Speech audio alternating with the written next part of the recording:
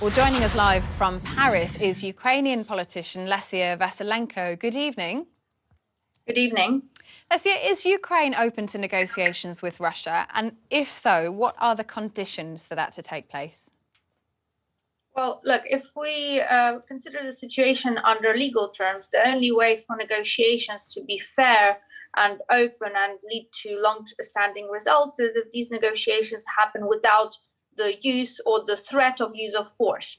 For this, we of course need the Russian soldiers, the Russian troops out of Ukraine, and that means all of the territory of Ukraine, including Crimea, including the territories of Donetsk and Luhansk regions that have been in occupation since 2014. Now, once Russia does that, of course, we are happy to sit down and negotiate whatever there is left to negotiate.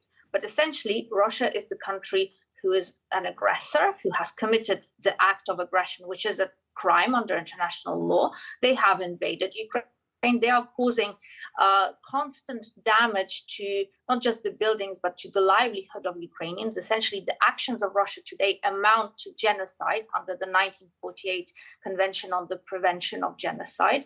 And Russia continues on its track of war crimes and crimes against humanity. Under such conditions, the only way to negotiate with Russia is by using such defense systems as NLAWs, HIMARS, Caesars, and whatever else armaments and weapons are out there, because this is the only language of negotiations that Russia understands. Russia only understands the language of force. So that essentially means that negotiations with Russia are off the table, at least for the time being, because it's very unlikely that President Putin would retreat from that territory. Do you think realistically the only way negotiations happen is if President Putin is gone?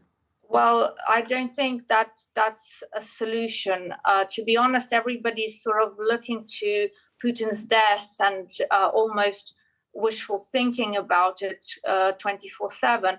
But that's not going to cut the deal, because Putin, during his decades of reigning over Russia, he has already prepared a whole army of successors who are of the same opinion, that Ukraine has no right to exist as an independent and free country. So whoever comes next from Putin's entourage is going to carry on with the strategy of destroying Ukraine and exterminating everything Ukrainian about Ukraine. So this is the problem that the world needs to realize.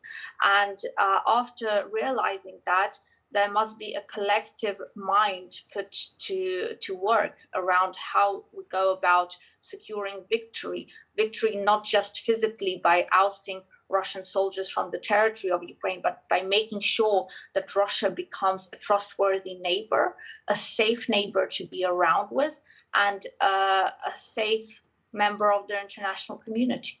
Does it worry you then, these reports, that there could be Ukraine fatigue, that Western countries could get tired, fed up, may get frustrated with the amount of money they have to spend to help Ukraine, and that they may keep pushing for these talks to happen? I mean, how does that make you feel?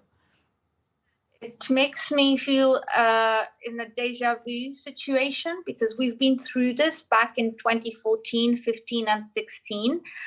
When Russia initially attacked Ukraine in February 2014, there was an upsurge of international support, which then very quickly dwindled around winter 2015, spring 2015, and there was this very term setting in as Ukraine fatigue.